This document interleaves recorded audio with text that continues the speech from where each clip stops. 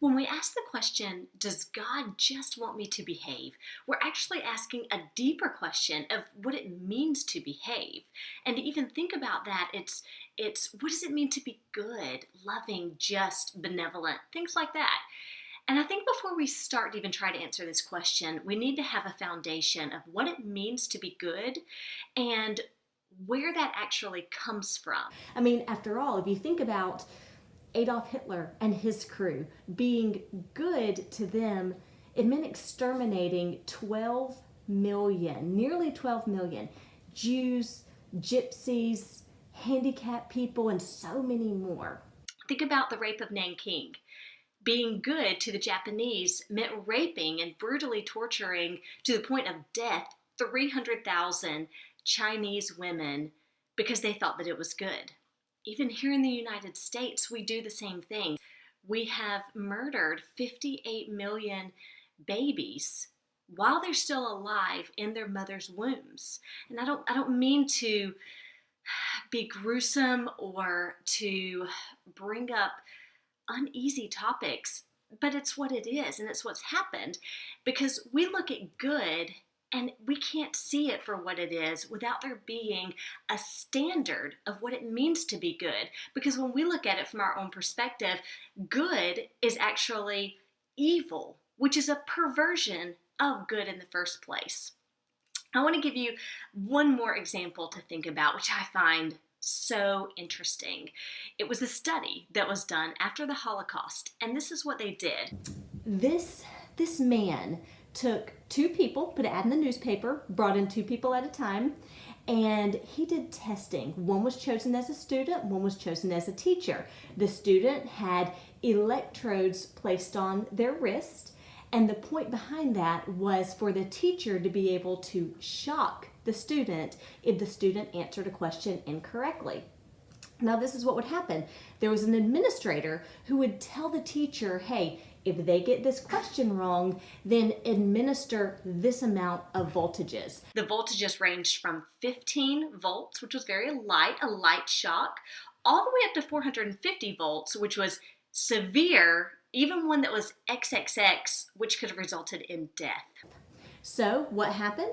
The student then answered questions that they were prepared for to the best of their ability, and when the student was incorrect, the administrator would have the teacher, again a volunteered subject, would have the teacher shock the student, and the student would be screaming in agony and in pain and just torture to the point sometimes of being begging, let me go, let me go. Here's the trick to this. The student was actually a paid actor. The student was not hurt in any way, shape, or form. The test and the experiment was actually done on the teacher to see how much harm they were willing to inflict another innocent human being. What that test found was that 65% of the teachers administered all shocks by the administrator, what the administrator told them to do. Here's the catch. 10 years later, the study was repeated.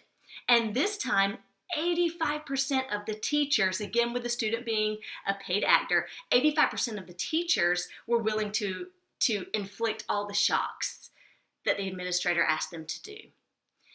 When we think about that, we can see that good is not something that we can choose. In order for there to be good, there must first be a standard of what is good.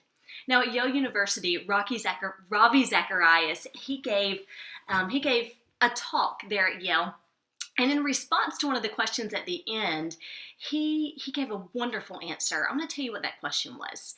It was basically, if I'm a good person, how could God send me to hell?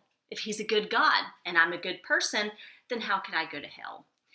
And in answering that question, I think it answers this of, does God just want me to behave?